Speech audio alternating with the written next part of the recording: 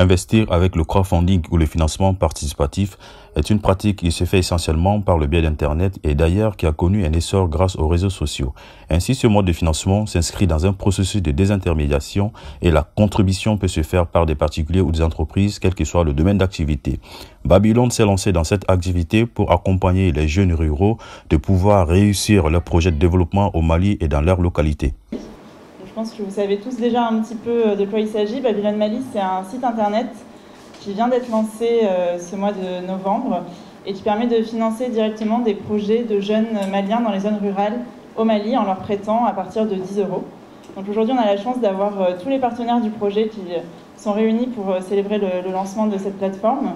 Nous avons Philippe Rémy du FIDA ainsi que Frédéric Ponceau, Eric Koulibaly, directeur des programmes FIER au Mali, Francis Monté, président du GRDR, Arnaud Poissonnier, bien sûr, président de Babylone. Et nous aurons aussi la chance d'avoir des membres d'associations maliennes qui sont ici aujourd'hui pour témoigner de leur encouragement pour le projet, ainsi que Olivier Cabat de l'Agence française de développement.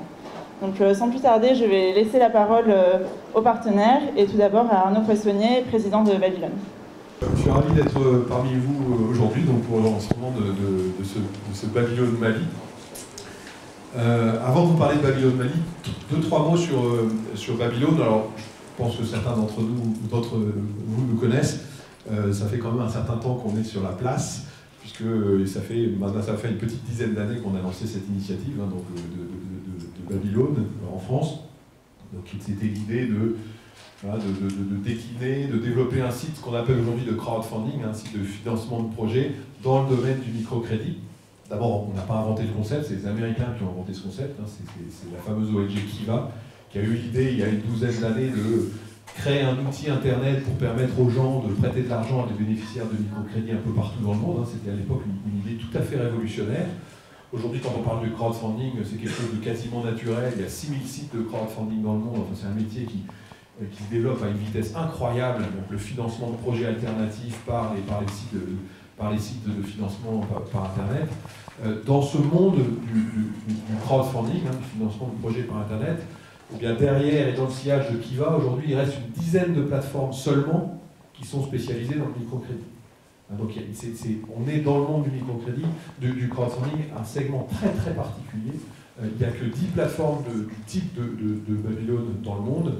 Donc Kiva, qui a inventé le concept, il y a une douzaine d'années, Kiva est un monstre, ils ont pris 95% du marché du crowdfunding de microcrédit. Et nous, derrière, on a réussi un peu à faire notre truc, Babylone, à créer une marque en France et en Europe, cette fameuse marque Babylone.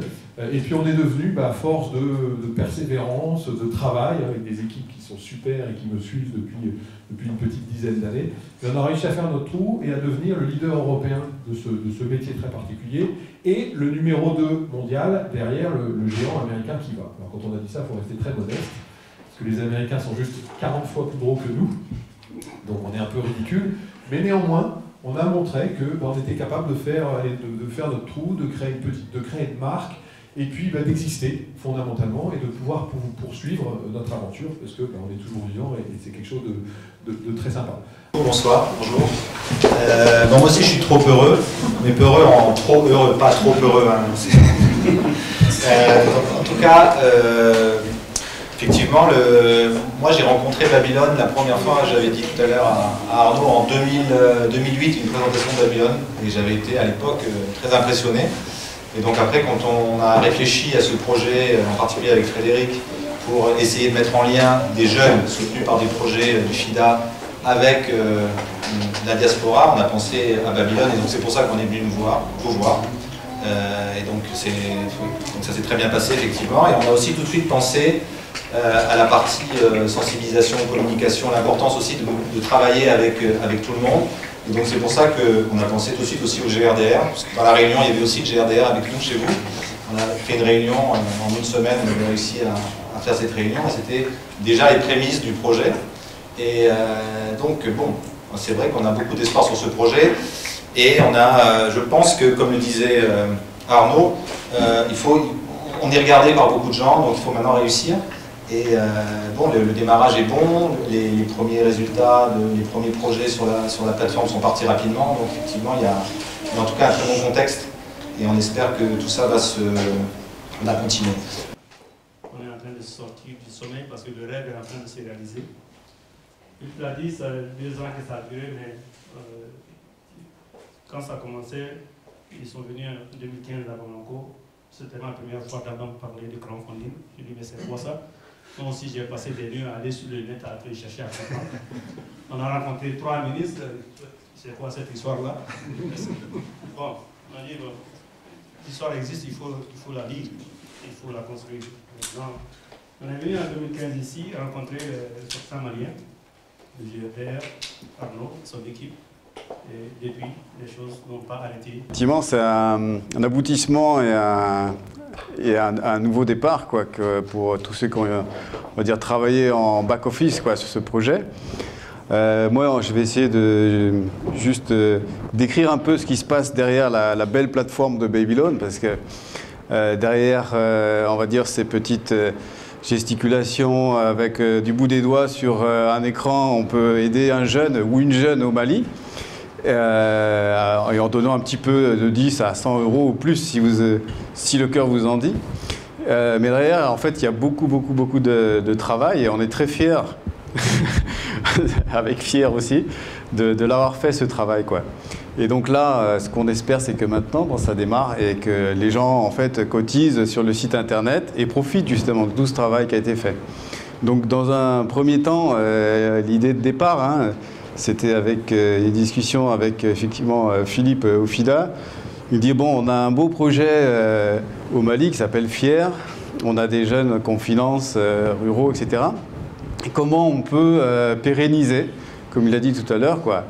Comment on peut pérenniser l'aide financière qu'on leur donne. On donne un petit coup de pouce sous forme de dons, puis surtout on les met en relation avec des institutions de microfinance pour qu'ils accèdent à des crédits, quoi. Il dit mais le projet ne va pas durer toute la vie. Comment on peut profiter de la manne et faire profiter aussi les migrants de l'investissement de leur argent dans le milieu rural pour les jeunes, quoi. Donc c'était voilà, l'équation qui était posée sur la table et on avait le repas pour trouver la solution. Et elle est venue vite, la solution, parce qu'en fait on avait depuis pas mal de temps, on connaissait Babylon, le test sur le Bénin que Arnaud nous avait déjà présenté. Et on s'est dit, bon, on va essayer de travailler avec Babylon, puisque ça va nous permettre de toucher un maximum de gens, en fait, par le biais d'Internet, donc les nouvelles technologies, et puis de les mettre en rapport avec des jeunes, quoi, que ce soit de leur village d'origine ou pas, quoi. Donc on dit, on va essayer de voir si cette approche-là, ça peut matcher. On est venu voir Babylon. Arnaud nous a à nouveau... c'est lui qui nous a parlé de Babylon Afrique. Il a dit, ah bah...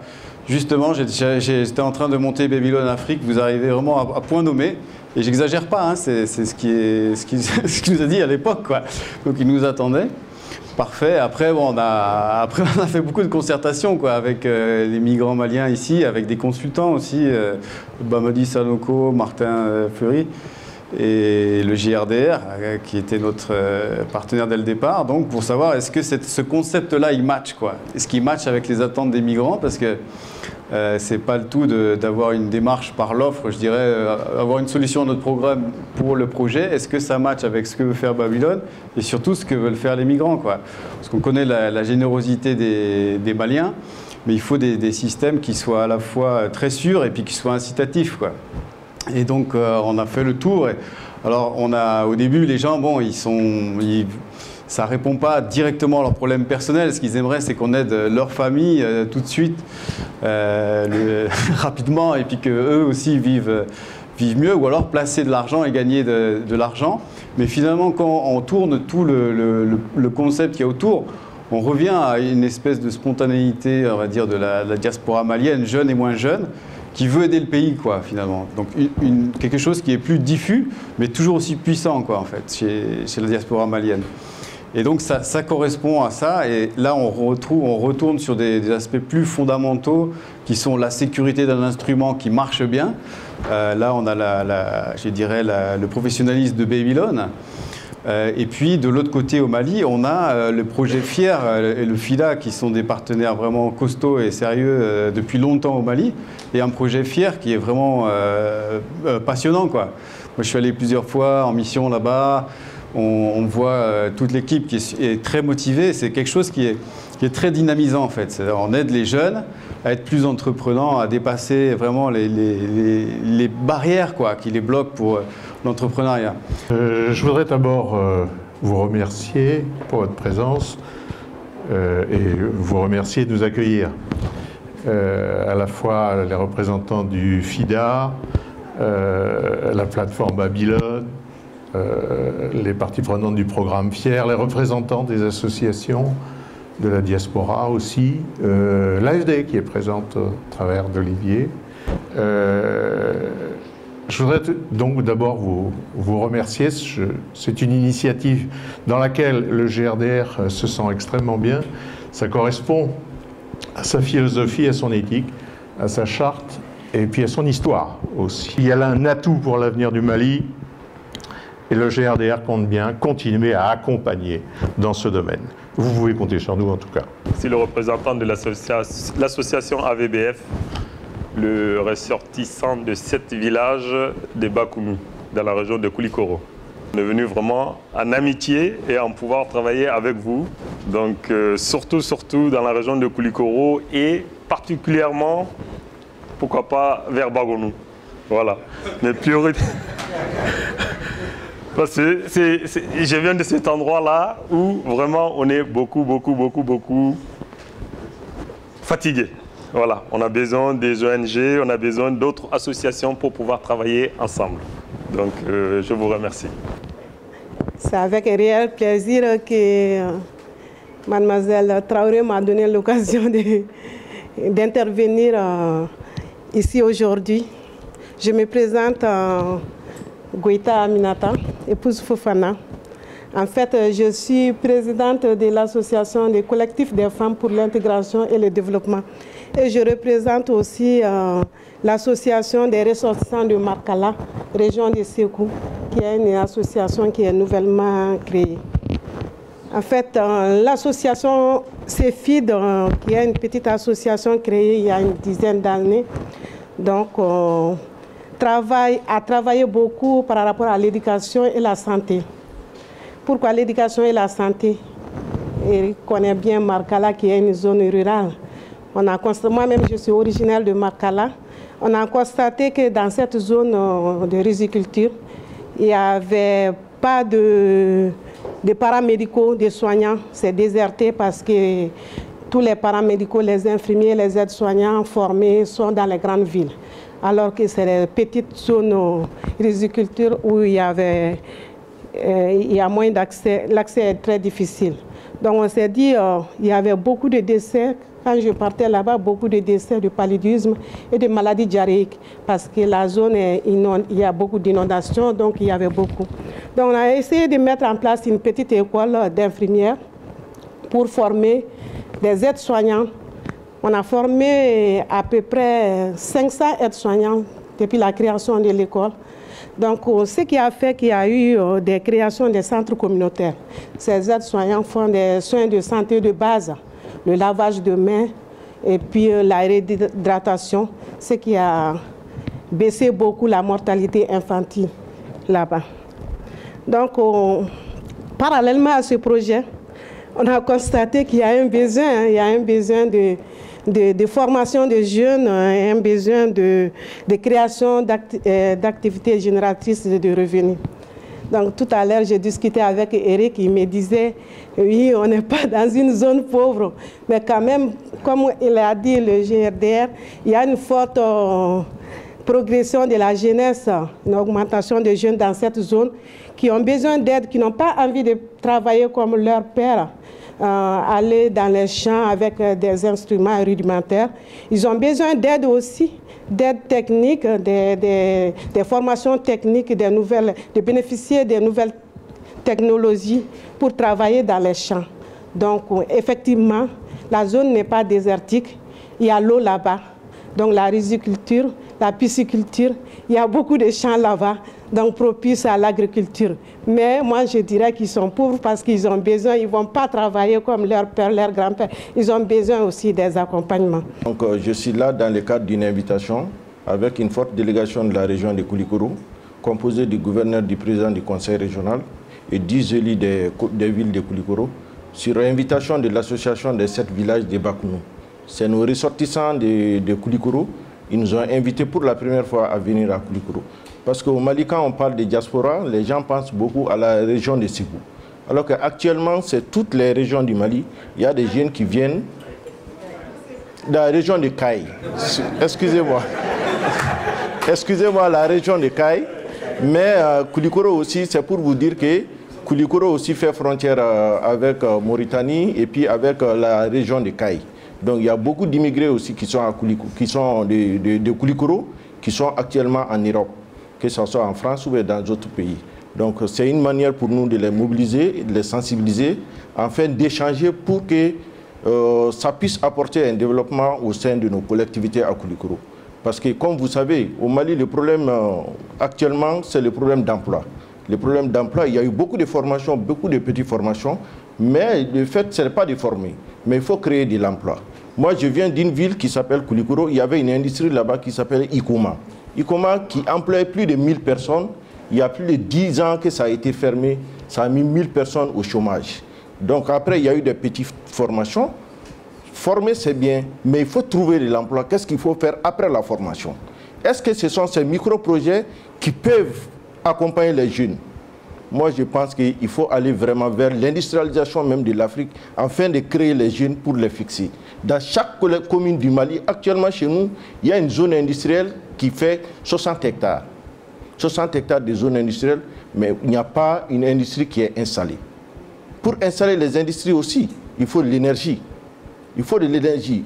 On parle du développement au Mali, mais on ne parle pas du développement énergétique. Sans ce développement, il serait très difficile avec la mondialisation que les entreprises puissent être concurrencées. C'est un peu ça mon plaidoyer. Ce n'est pas loin, ce n'est pas prévu. Je salue seulement l'association, l'ONG Babylone, à travers notre association, l'association des 7 villages de Bakounou. Je vous remercie. Juste vous dire que donc effectivement l'AFD fonctionne un peu sur le même modèle que le FIDA, c'est une banque de développement. Au Mali, en ce moment, donc on appuie le ministère des Maliens de l'extérieur à travers un projet qui a lancé un appel à proposition qui se termine le 15 décembre. Donc j'en profite pour vous dire que c'est un projet qui subventionne les projets des associations de la diaspora en direction des villages et des communes d'origine. Donc allez sur le site codéveloppement-Mali. Je pense que beaucoup de gens connaissent déjà le dispositif qui a presque une dizaine d'années. Mais en tout cas, voilà, vous avez jusqu'au 15 décembre pour déposer vos projets qui sont subventionnés, je crois, jusqu'à 30 000 €. Donc voilà, j'en profite pour vous donner cette info. La deuxième chose que je voulais dire, c'est qu'effectivement, je suis là en tant qu'AFD, mais aussi en tant qu'ami du Mali. Et je trouve que ben voilà, c'est un beau projet, donc je voulais féliciter tout le monde et dire aussi que je pense que effectivement tous les amis du Mali aussi vont être motivés pour voilà, j'ai envie de dire investir, cliquer et puis mettre je sais pas combien, 30 ou 40 ou 50 € pour aider ben voilà, des jeunes qui s'installent à Bamako. Donc voilà, je suis content de pouvoir le faire via le dispositif comme un ami du Mali et je pense qu'il y en aura beaucoup d'autres qui le feront, j'espère. Donc et j'encourage aussi toutes les associations à aller faire la promo auprès aussi des Français et autres métis guinéens comme moi pour aller mettre un peu des sous sur le dispositif. Donc ben, voilà, je vous dis bonne chance. Merci aussi parce que c'est vrai que c'est un dur boulot et puis c'est nouveau aussi, donc faut un peu se caler, mais en tout cas bonne chance à tout le monde et ben, de toute façon moi vu que je suis là au comité, à très vite et puis ben, bon cocktail. Aujourd'hui on a lancé Babylone Mali. C'est un site internet qui permet à la diaspora malienne de prêter à partir de 10 € à des projets maliens des régions de Koulikoro et Sikasso, donc des projets d'agriculture surtout pour le moment. Et donc vous prêtez à partir de 10 € et ensuite vous êtes remboursé tous les mois des mensualités que vous avez prêtées. Voilà, donc l'idée en fait c'est qu'on adapte le projet Babylone de départ à Babylone Mali et qu'on puisse mobiliser la diaspora pour ça, c'est-à-dire permettre aux personnes de la diaspora qui souhaitent œuvrer pour le développement du pays de prêter directement sur la plateforme et de soutenir des projets viables parce que c'est des projets projets qui sont étudiés, dont la faisabilité est étudiée, disons le projet, le montage financier. Donc c'est des projets qui se tiennent et ça permet de prêter en toute confiance à des projets pour soutenir le développement du Mali. Donc, Babylone Mali, c'est un projet qui a été co-construit par différentes instances, différentes organisations, notamment avec le FIDA, le Fonds international de développement agricole, le programme FIER au Mali, le GRDR ici en France et des associations de ressortissants maliens. Donc c'est la naissance d'un projet avec plein de parents différents. Ouais, vraiment, malien Benichou. Vraiment, nana ni kenen nga bishuna vraiment kara sewani ni sojada akana malien bega ni ko imine bolo flala vraiment projet do projet nyenama do vraiment be contana bi alaga ko vraiment alaga ko to jidi ka ta fe alisa vraiment on ma ni malien be fait bega na toujours anga je bolo di nyoma ka projet à développer. Alors moi, mon ressenti, je pense que c'est un beau projet parce que j'ai vu qu'il y a plein de responsables maliens qui étaient dans la salle, qui sont impliqués et qui travaillent avec Babylone, le GRDR sur ce projet. C'est un bon projet. Alors sur les aspects techniques, on ne va pas rentrer dedans, mais sur la forme, le fond, on sent que c'est quelque chose qui vise à aider les jeunes au Mali dans les milieux ruraux pour les aider à avoir du financement pour leurs projets. Donc toutes les initiatives de ce type, je les encourage. Je vais même me proposer en fait d'investir en fait, de donner de l'argent pour un certain nombre de projets à partir du mois prochain. Alors si j'aurais un message à vous lancer ce soir, c'est simplement les félicitations. Bravo pour ce projet que vous menez pour le Mali. Moi qui représente la diaspora malienne en France, je vous félicite. Et du fond du cœur, je vous lance un grand merci.